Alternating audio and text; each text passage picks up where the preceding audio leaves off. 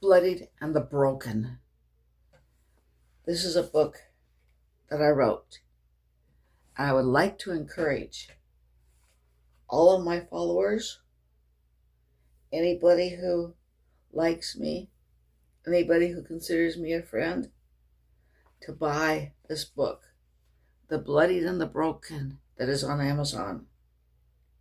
Okay, I'm going to read briefly from chapter 6, The Handcuff Man and His Victims.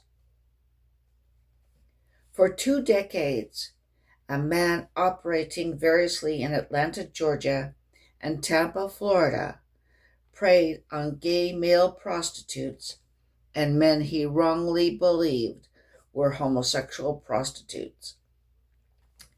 The attacks are believed to have started in 1968. A hustler would meet a dark-haired, thin, bespectacled John with bushy eyebrows. Sometimes he wore an expensive suit. Other times he was casually attired in jeans and t-shirt.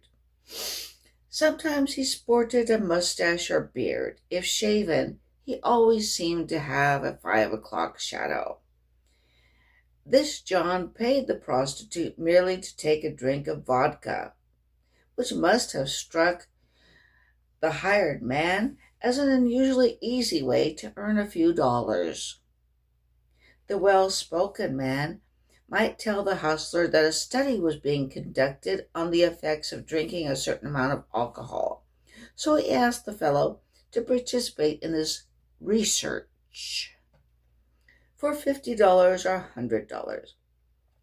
Whatever the ruse, the drink was spiked, and the prostitute, or presumed prostitute, he sometimes made mistakes, lost consciousness.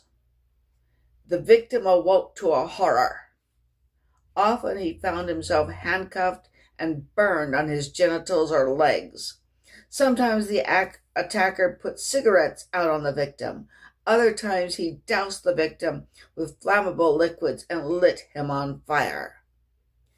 Victims were reluctant to press charges. After all, most were prostitutes, and as a result, fearful and distrustful of police. They often did not want family and relatives to know of their occupation. They also might not have been out to their families about their own homosexuality or bisexuality.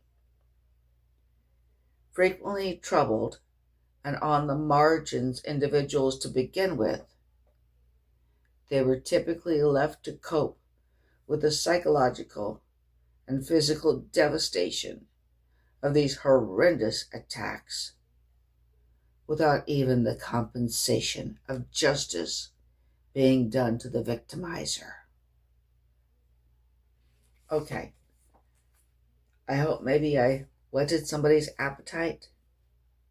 The Bloodied and the Broken by Denise No. It's at Amazon. I hope you like the book, and you'd be doing me a big favor if you bought it. I'd really appreciate it.